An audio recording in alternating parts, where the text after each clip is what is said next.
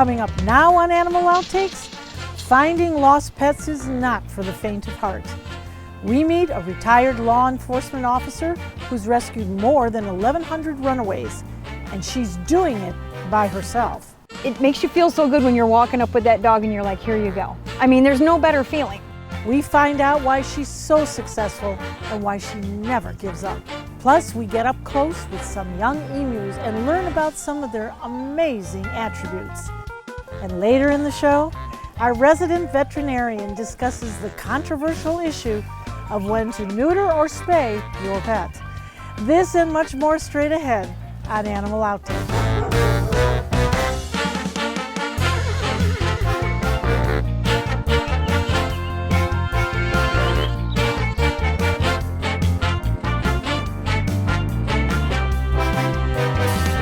It's estimated millions of pets in the United States go missing each year.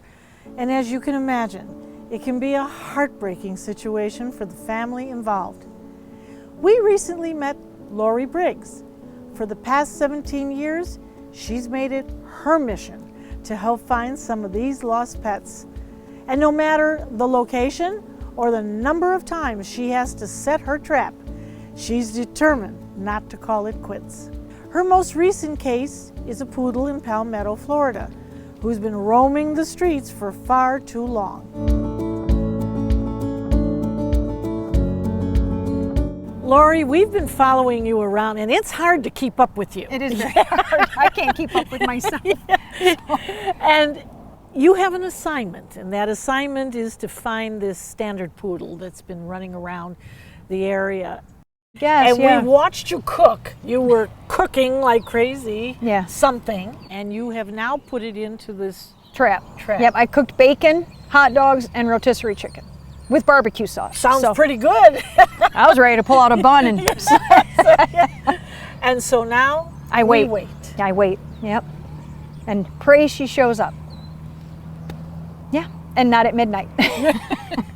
Why do you do this? I think I'm just so passionate about it.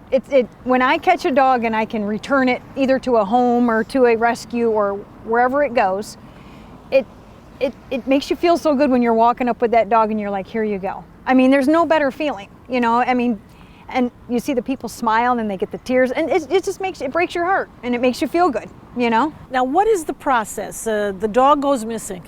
So then I tell the owners or fosters to put up flyers and posters. Soon as they start getting sightings, they notify me.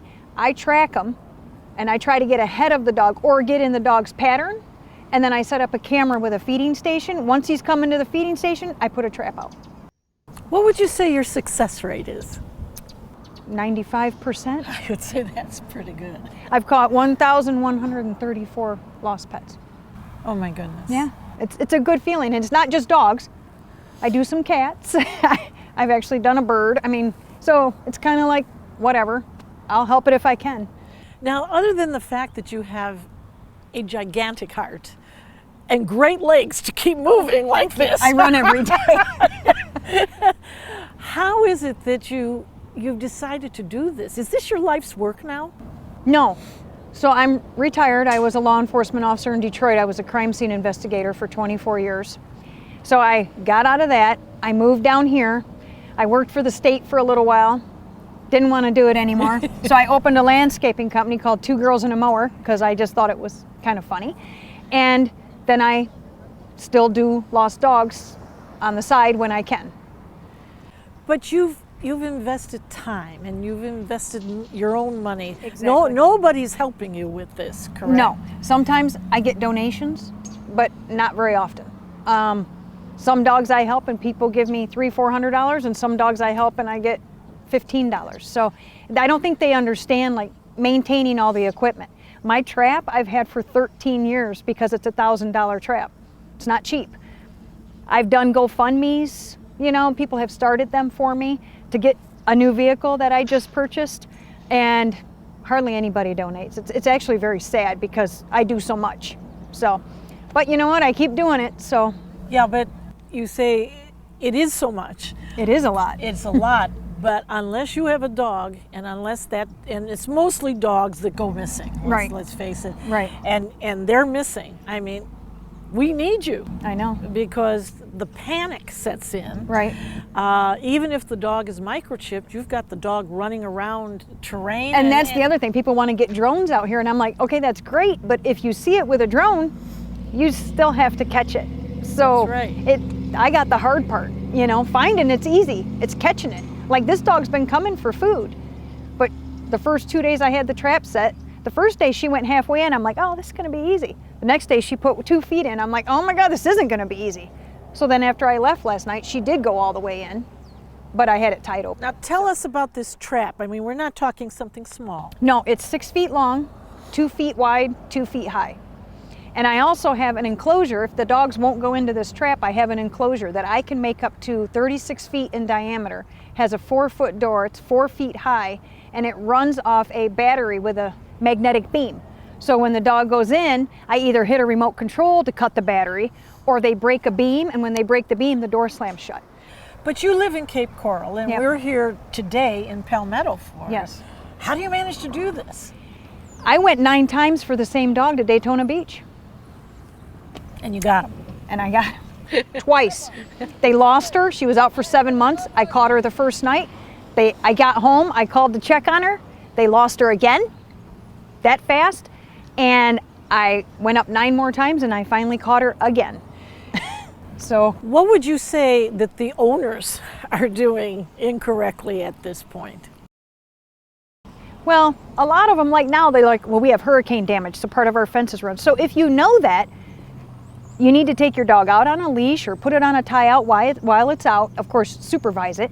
But you have to be careful. Some dogs Are runners. are runners, especially like huskies and stuff. So you just have to be aware. Like if your dog always runs to the front door when company comes, then you need to probably put up a puppy gate if you can, or put the dog in a room before you open the door. I mean, there's things you can do. I mean, every day I get tagged in like 15 lost dogs, and I'm like, it's just ridiculous. And there's only one of you. There's only one of me, and there's only one other trapper in Cape. So, and she does dog setting, so she's busy with that a lot. So I'm all over the place. And then I scan too for people when they find dogs. I go scan for a chip. So I get calls. I'm just like, I'm one person, but I stretch myself very thin. You've had quite a wonderful professional career. Yes. I want to know why you are so successful, because a lot of people have tried this. It doesn't work. I've been doing it for 17 years, and it's kind of weird, but sometimes, and I'm not saying I'm psychic or psycho, but sometimes when I'm laying in bed at night, I can envision how I catch the dog. So I come out and I do it, and it works every time. And I'm quiet. I know how to be quiet. I know how to sneak around. I'm good at what I do because I've been doing it a long time. Do you have dogs? I do. And do you count them every night? I do. 12 times.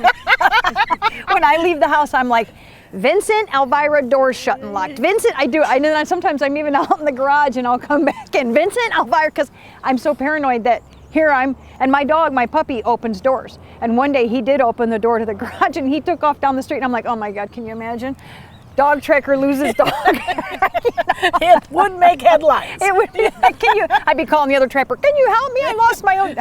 So, yeah, but I'm paranoid about it. And everybody should be, honestly, because they get out, they don't know. If one of them got out, I would feel so bad, especially if something happened. I'm on a lake surrounded by canals. I just help these people find their little 12-year-old dog, and they're like, she waddles. She's fat, she's old, she can't see, so she can't have gone far, and I found her in the canal, deceased. So, yeah, and that's and it hurts my feelings too. I was almost in tears. I went and picked her out of the canal and delivered her, and I'm just like, oh my God, this is all. It's like I get attached. Of course. So how would we put you out of business as a dog owner? Stop losing your dogs. I mean, be more cautious. Like, not everybody So the does precautions that should be taken, of course, is to be very vigilant. Exactly. And these people that let their dogs out and say, oh, they always come back. Well, there's that one time that they might not. They might see a squirrel and take off. They might see a bunny and take off. They might see another. You don't know. So these people that say, oh, my dog always comes back. Well, then that one time they don't, they're calling me like, she always comes back. Well, She did. she didn't. So you don't believe every dog's not gonna go anywhere. I do it for the dog, but then the more time I spend with the people, I get like attached to them too. And that's what I was telling someone the other day. Out of all the dogs I've rescued, I still am friends with, I would say, 90% of the people. We stay friends, we get together sometime. I mean, it's crazy because I build a bond with them, you know?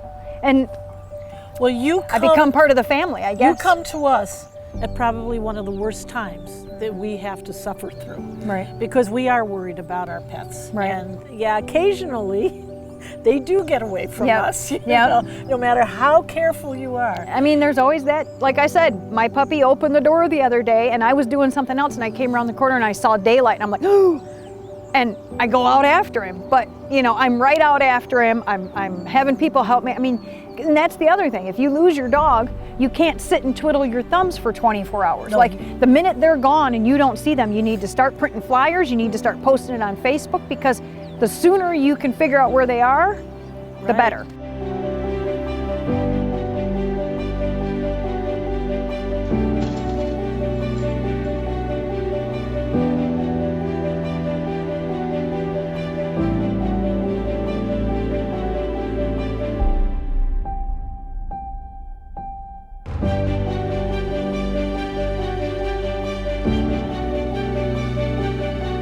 You can follow Lori on Facebook on her page, Expert Pet Rescue Services. Coming up next, we get schooled at Sarasota Jungle Gardens.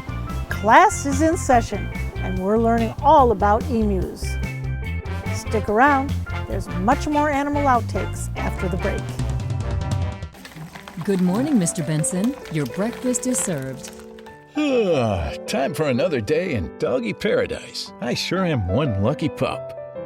Mr. Benson, would you like to go out for your morning stroll? The weather is quite lovely today. That sounds wonderful. Don't mind if I do. After all that exercise, I think I'd like to lounge by the pool and maybe dip my paws in. As you wish, sir. Right this way. Ah, what a perfect day. I couldn't imagine being anywhere else but Dante's den while Mom and Dad are away.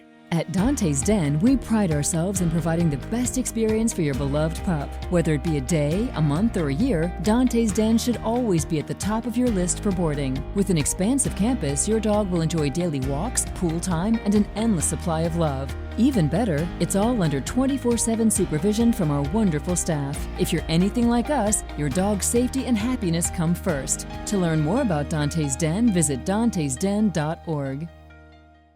Every dolphin at Clearwater Marine Aquarium has an amazing tale. They're all rescues who have overcome challenges to survive and thrive. You'll be inspired by every animal story and unforgettable moments with them, including 2-year-old Apollo, our newest rescued dolphin. There's something inspirational for every kid, and kid at heart. Your visit directly supports the animal care and rescue efforts at Clearwater Marine Aquarium, celebrating 50 years of amazing tales.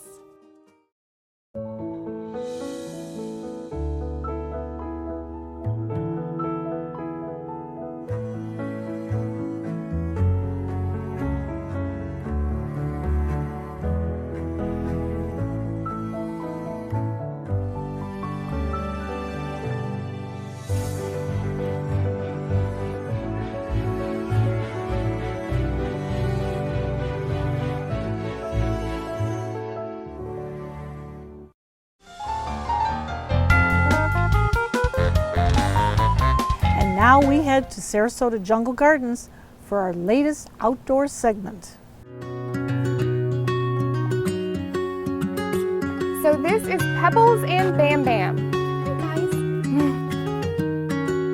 guys. So they are emus. They are leucistic emus specifically.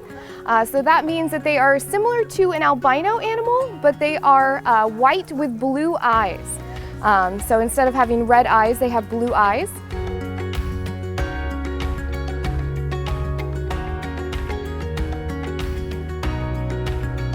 It's fairly rare, yes, yeah. It's even more rare than something being albino. They are very, very sweet. We're working on building a specialized enclosure for them so that people can interact with them, which will be really cool. We've had them since they were just little babies, and so that's why they're very good with people and want to interact with them. They are from Australia. They are very strong. I mean, they get pretty big, as you can see. They're basically taller than me at this point. And so they are extremely strong and are able to, kick and defend themselves if needed. They have little tiny wings, so they're not a good flyer.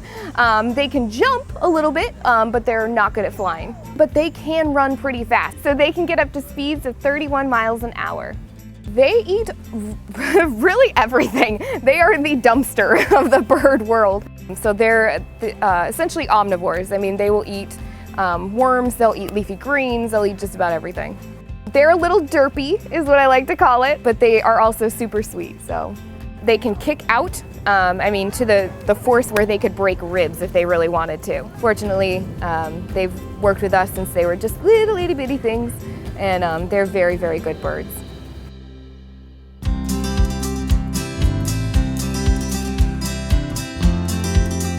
That's a good boy. Up, wait for it, sit, wait for it.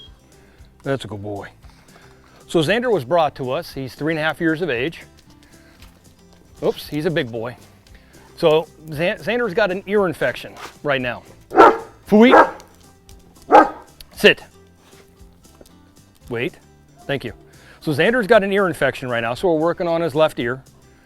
He's also blowing his whole coat right now, so we're brushing him constantly every day, trying to get that coat out. He has a long coat. He was the product of a divorce between a mom and a dad. They could no longer take care of him. Fui. Xander, sit.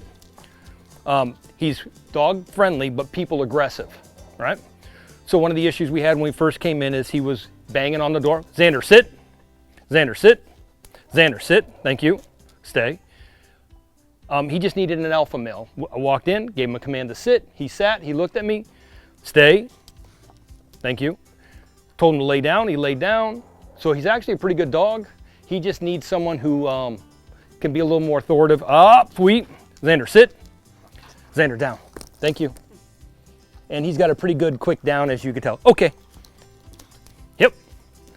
Very friendly, but he is blowing his coat right now. He's a long coat. In Florida, he's about 100 pounds, but he's actually a very friendly, very playful guy. If you can get by that Sasquatch mentality he's got. Right, buddy? Yep.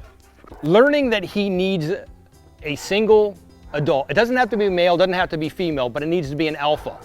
So he needs somebody to follow. And that's what I figured out with him when he was hitting on the door and he was going after some of the other kennel hands, is yelling command, giving him commands right away. He followed them to a T. So at that point, I took him out on a leash, and as you can see, he's not aggressive anymore. He doesn't try to bite anybody because he knows that he's good to go. Oh, buddy, oh, buddy. He's loving, he's caring, he likes to play, he likes to run around. He loves going out here in the back, walking around the lake. So the more active the people are, or the person is, the more fun they'll have with Xander, and the more fun Xander will have. So they can have a nice home to live with. And look, they need a forever home or forever buddy. Just like the people who adopt dogs, they need a forever buddy also. And Xander will be a forever buddy for somebody.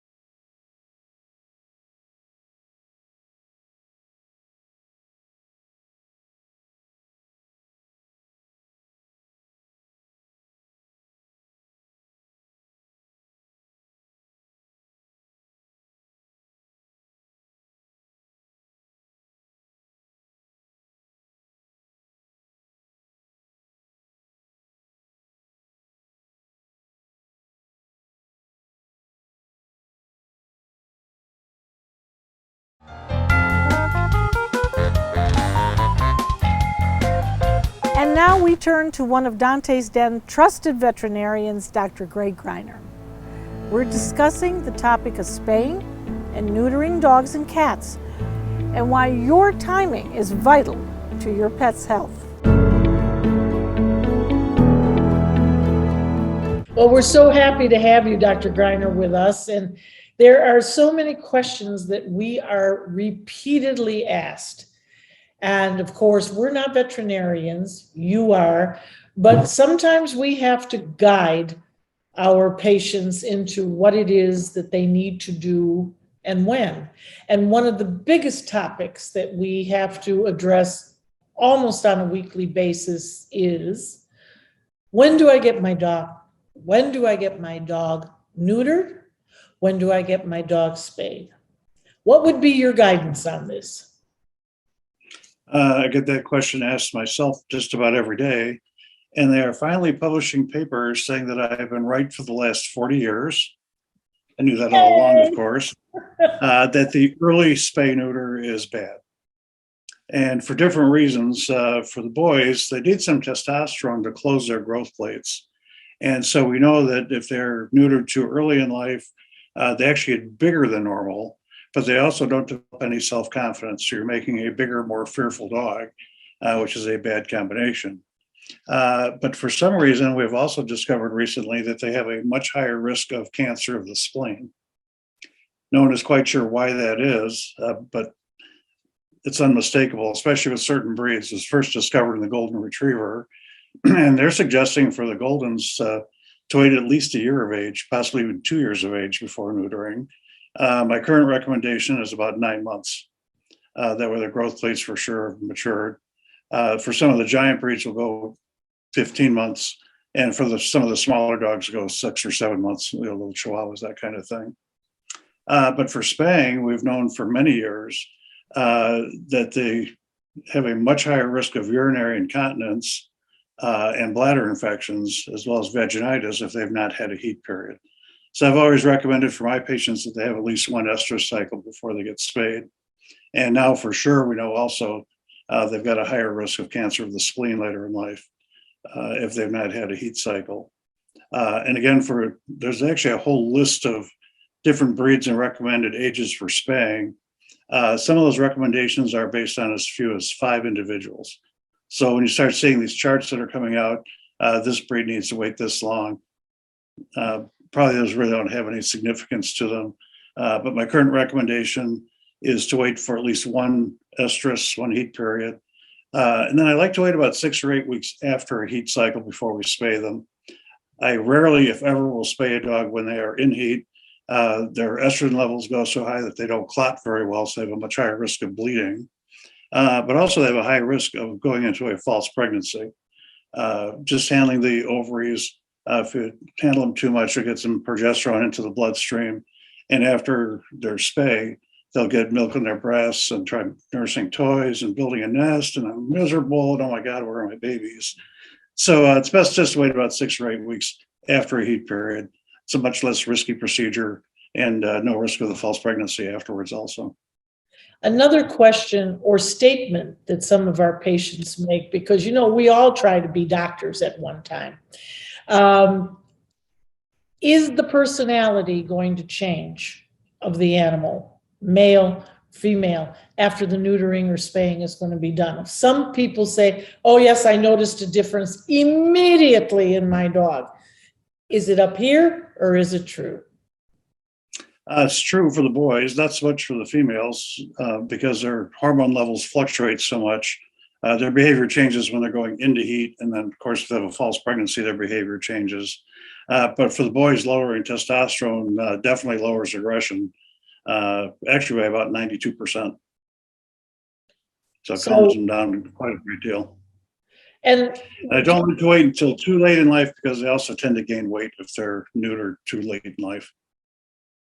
And you talk about growth. I mean, we want them to grow to their potential that we think that they should be at. So if we do it too soon, we're risking that. They actually get bigger than normal. So as a rule of thumb, on the females, we should wait one heat period and then get them spayed. And for the males? Again, it depends on the breed. 9 months and up for most dogs. Giant breeds will go over a year. Small dogs will go 6 months even. Okay. Now, the humane societies are spay neutering literally at 12 weeks of age. And their whole mantra is, we've got so many pets, we don't want them to reproduce. So we're doing what is best for the pet population at large. The pets that I see already have a nice home, so I want what is best for that individual, not the population at large. So we definitely have a different perspective on it. We'll be right back.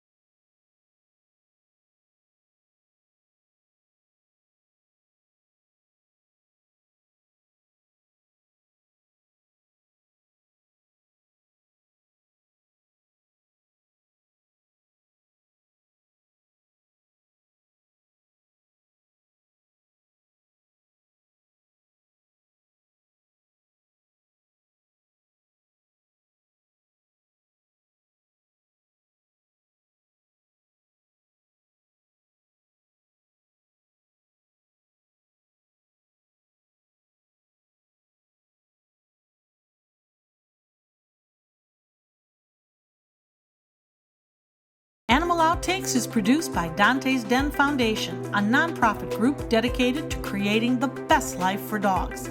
If you would like to learn more about Dante's Den, donate, or volunteer, visit our website, dantesden.org. We hope you had fun and learned a thing or two along the way. And we'll be back here again next week with even more animals and some new adventures. Until then, thanks for watching.